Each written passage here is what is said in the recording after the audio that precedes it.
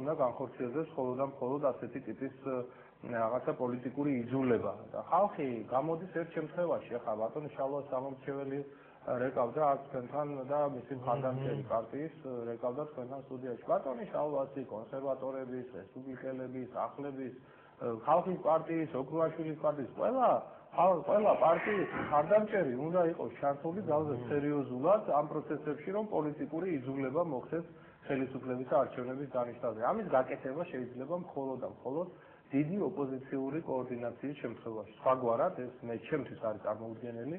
მე საკმაოდ დიდი პოლიტიკური პრაქტიკა მაქვს დაგროვილი ამ წლების განმავლობაში და უნდა გითხრათ, რომ სხვაგვარად ეს არ მოხდება, მაგრამ პროცესები ახლა მიმდინარეობს სწორედ იქეთ, ისე მიმდინარეობს, რომ მე დიდი იმედი მაქვს, რომ ჩვენ ძალიან მალე ალბათ ამ ახალ წლებს უკვე შესაძლებელი იქნება, რომ აი ესეთი დიდი ოპოზიციური კოორდინაციის შექმნის შესახებ საზოგადოებას ვაცნობოთ და ამის შემდეგ უნდა დაიწყოს უკვე არა მარტო თბილისის მასშტაბით მუშაობა, არამედ უნდა მოხდეს რეგიონებში, რაიონებში, სოციალურ ფენებთან, სხვადასხვა ფენასთან, საზოგადოების სხვადასხვა ფენასთან შეხვედრა და უკვე უნდა დაიწყოს ის აგდებით რომ ამობენ ქუჩის აქციები, დიახ. ერთადერთი ბერკეტი, რომელიც დღეს აქვს ოპოზიციას, რომელიც აქვს ხალხს, ამ ქვეყანაში ეს არის თო ხალხის დარაზვა, ხალხის ერთად დადგომა. ამ ერთობის შემთხვევაში არის შესაძლებელი მივახციოთ ახალ არჩევნებსაც.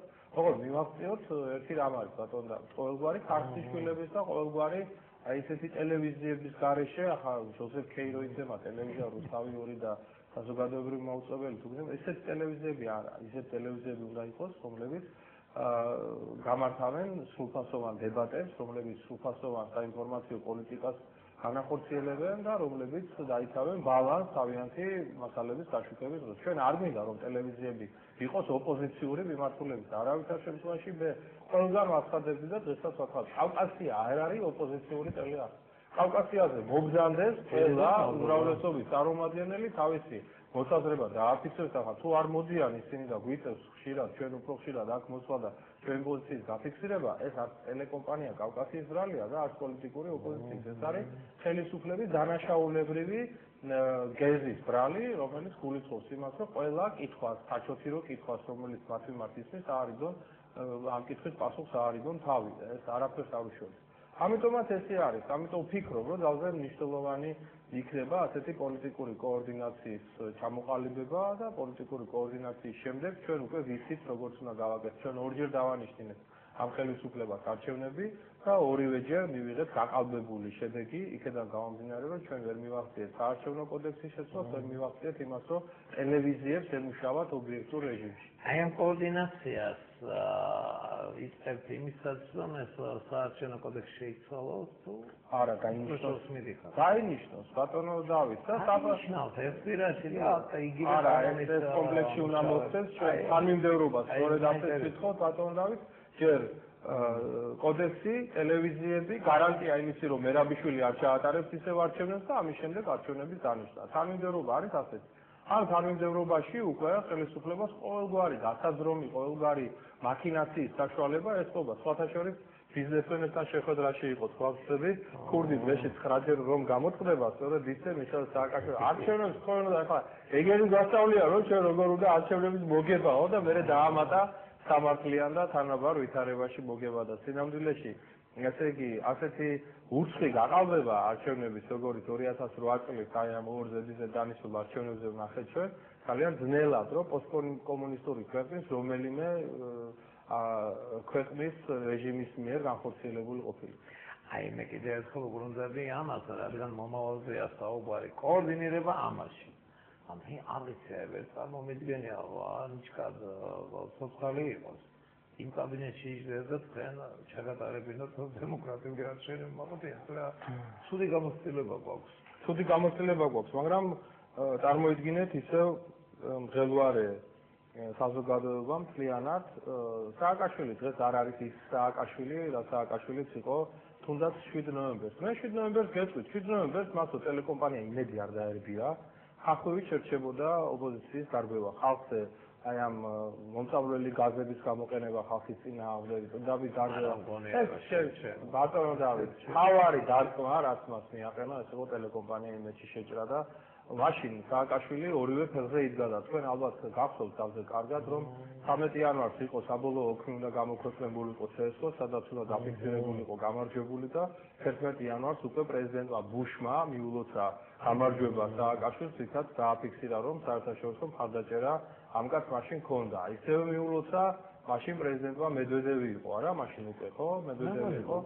კი, მედვედევმაც ასევე მიულოცა მას და ანუ რუსეთმაც და ამერიკამაც აღიარა სააკაშვილი როგორც პრეზიდენტი და მაშინ ორივე ფეხით ყარად იდგა, ასე ვთქვათ, მას არ ქონა პრობლემა არც ქვეყნის შიგნით ძალის გამოყენების თვალსაზრისით და არც ქვეყნის გარედან აღიარების და დღეს არც შიგნით და ორივე ფეხით არის კოჭი ეს ხელისუფლება და მიხეილ სააკაშვილს დღეს მე მინდა გითხრათ რომ არც ამერიკა, არც ევროპა აღარ უყურებს ნდობის თვალით და მისი ჩანაცვლების თემა, ეს არის ძალზე აქტუალური თემა და ჩვენ ამ თემის განვითარებას ძალიან მალე ვნახავთ, იმიტომ რომ ქვეყნის შიგნით უკვე დაწყებული არის პროცესები, როდესაც ახალი პოლიტიკური ლიდერებიც გამოჩნდებიან, ახალი კოალიციებიც გამოჩნდება და საქართველოს საზოგადოებაც ამ პროცესებში მიიღებს ძალზე აქტიურ მონაწილეობას. კარგი, ბატონო ზეად მოდის მაყურებელი შემოვიყვანოთ. გისმენთ, დიახ, ეთერში ხართ, დიახ. ალო. დიახ, ბატონო, გისმენთ. ბატონო გავი. დიახ. ხესა ბატონო ზიაცაც ინდა ერთი სამწუხარო, მაგრამ აგულისო შეკითხვა მოხდა. დიახ. თბილისის საბჭოთა სახლში არის ასეთი ის რა ქვია, დაწესებულება, რომელიც ეკუთვნის ბატონ ბეჟუას. სად არის ესა? თბილისის საბჭოთა სახლში. საბჭოთა სადგური, ხო, მერე? ასეთი ორგანიზაცია არის გადავიდე საკვანტენერო მომსახურების სფერო, სადაც ახენია დაახლოებით 100 ტრაქტორი. ეს პრეზიდენტი რომლებიც განგდებიან. ხო. და როდემდე უნდა იდგეს ისინი, როცა 100,000 ჰექტარები და დაუგუშებელი და გადაუხდავია საქართველოს. თუ არის ვინმე ან ამის არ მომწრე, ან ატლა, ან დამნახავი არ არის. როდემდე უნდა გაგრძელდეს. ამ თალიბანდები. არ ვიცი. არ თალიბანდები, არ უნდა გაგრძელდეს. მეცაც გეტყვით, ბეჟუაშვილის ტექნიკა მარტო და დაუმუშავებელი მიწა კი არა. ერთი თემა იყო, ძალზე სერიოზული თემა არის ქვეყანაში. ვენახებს აჩეხინებენ გლეხებს თავის ხელით. 2000 აძლევენ. 2000 ვართ აძლევენ თითო ჰექტარის გაჩეხვაში და ეს კაცი, რომელიც მოიყვანეს ახლა პრემიერ-მინისტრად გალოგლიშვილი, რომელიც არავინ არ იცის საიდან გამოჩნდა და საიდან ჩაიგდო ამ ხელაპოსტი ხელში, ეს კაცი აწევს ხელს იმაზე, რომ თურმე ქატკითების ჯიშის ყურძენი ყოფილა არარენტაბელური და მიდის სოფლის მეურნეობის შესაბამისი კომისია ყველაზე საუკეთესო ვენახს ამოაჩენს, ამოაცრევინებენ ძირიანად, ამოაღებინებენ ბოძები, მავთულებს ყველაფერს და მერე 2000 ლარს უხდიან. გახსოვთ ალბათ პატარკაცის შვილს რომ დააბრალეს, მაშინ ერთმა გლეხმა პროტესტის ნიშნად რომ აჩეხა საკუთარი ვენახი, რომ ფული გადაუხადაო და როგორ შეიძლება საქართველოში ვენახის აჩეხვაში კაც ფული გადაუხადო, ამაზე იყო ერთი ამბავი ატეხილი სახელმწიფო პროპაგანდისტული მანქანის მხრიდან და ეს არის ისეთი ტიპის დანაშაული, რომელიც მარტო დეტალი კი არ არის და მარტო სცენარის აჩეხვას კი არ ეხება. ეს ნიშნავს იმას, რომ ეს არის ანტიეროვნული ხელისუფლება, იმიტომ რომ ღვინო რა არის ქართველისთვის, ვენახი რა არის, მიწა რა არის, ადრეგზელო რა არის, მთელი რა არის, მე ეს მთლიანად ეს ურთიერთობა მოფერება რა არის ვენახთან, ეს ამათ არ ესმის და გონიათ ეხლა აჩეხინებენ ესე ვენახს მოსახლეობას, შემდეგ გაიცათ არ ექნებათ პრობლემა მის ჩაბარებაზე, არ ექნებათ პრობლემა ღვინის გასაღებაზე და ასე შემდეგ, ასე შემდეგ.